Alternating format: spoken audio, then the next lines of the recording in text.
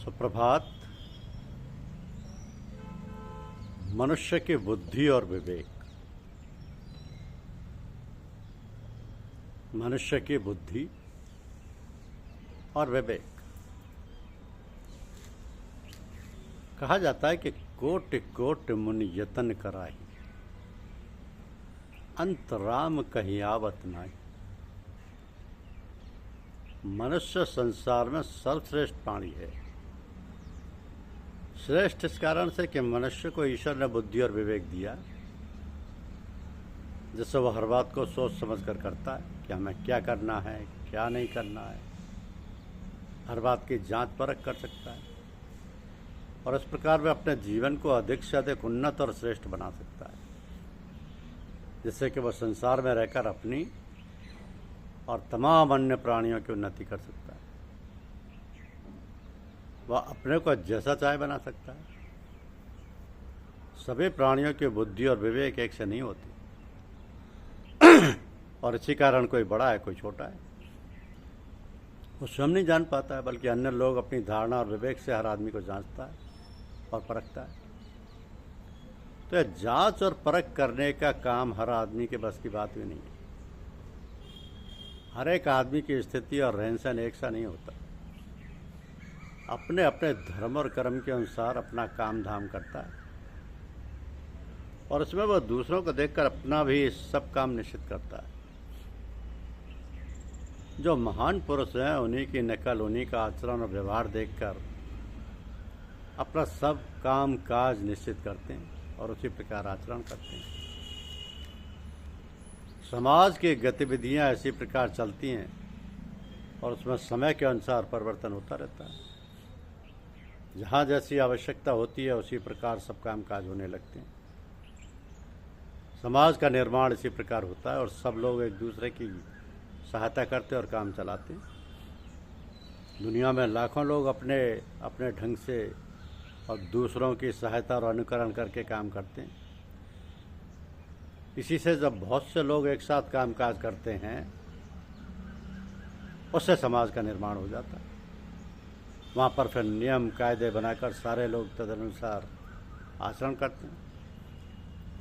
जब एक आदमी कोई अच्छा काम करता है, दूसरे लोग देखते हैं कि हाँ ये काम ऐसे ठीक तरह से होता है, तो उसका अनुकरण करते हैं और एक से संसार बन जाता है, समाज बन जाता है। नियम कायदे बना लिए जाते हैं ताकि हर काम सुचारू रूप से हो और लोग उससे फायदा उठाएं।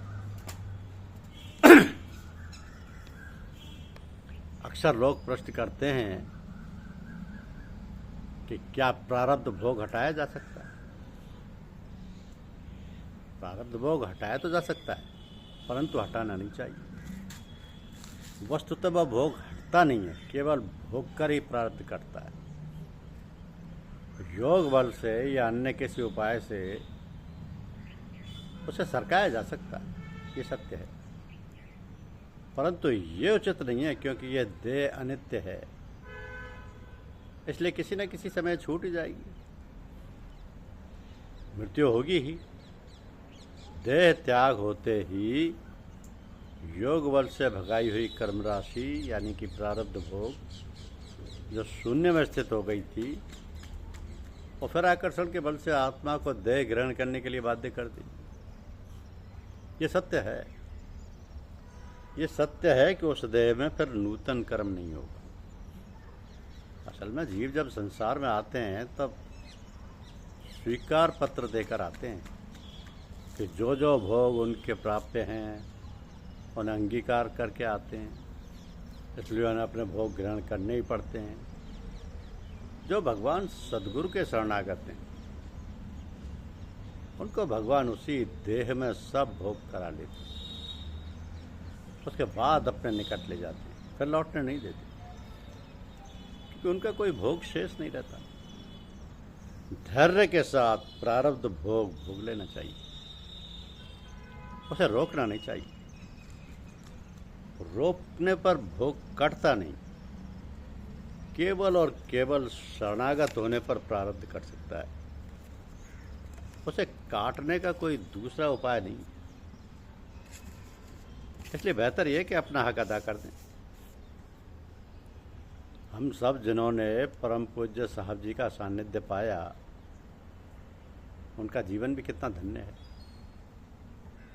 जिन्होंने साहब जी की अमृत वाणी का रसपान किया, कृतकृत्य है उनका जीवन एवं गौरवान्वित हैं वे सब लोग जिन्होंने साहब जी के दर्शन लाभ किए। ये सब उनकी अहेतु की दया कृपा ही है। परंतु ये सरलता से इन शब्दों के द्वारा ही संभव रहा जिसको वे अक्सर दोहराते रहे कि दो ही रास्ते हैं वफा के, आजमा कर देख लो। या तो बन जाओ किसी के, या बना कर देख लो। बिल्ली का बच्चा पूर्ण रूप से अपनी माँ पर निर्भर होता है।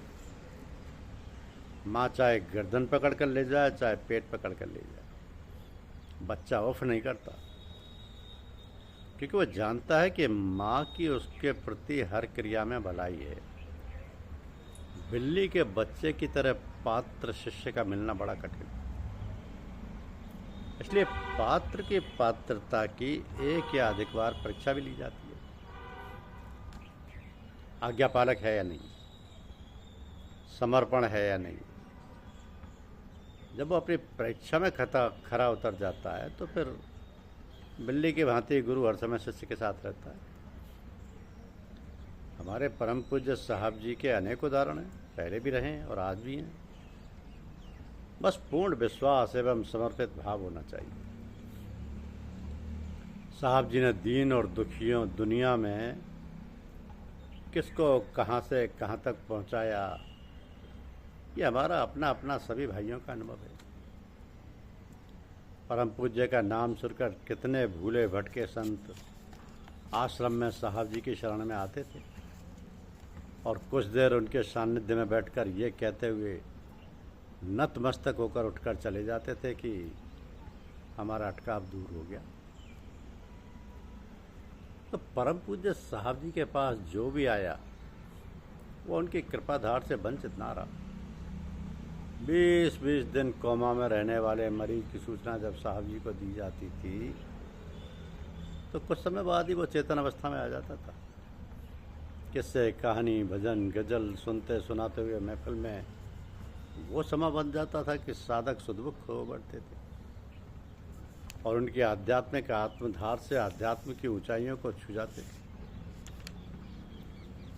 उनको आज भी दिल की गहराइयों से पुकारे हैं तो मनचाही मदद और फैज मिलता है। उनकी दया का हमारे खून का कण कण ऋणी है, बूंद बूंद ऋणी है। वर्ष 1993 में पूज्यवर के नूतन जन्म दिवस पर अमेरिका से डॉक्टर गिलबर्ट सपत्नीक दिल्ली आए थे। वह अपने घर की देखभाल के लिए जॉली नाम की महिला को अमेरिका में छोड़ आए थे।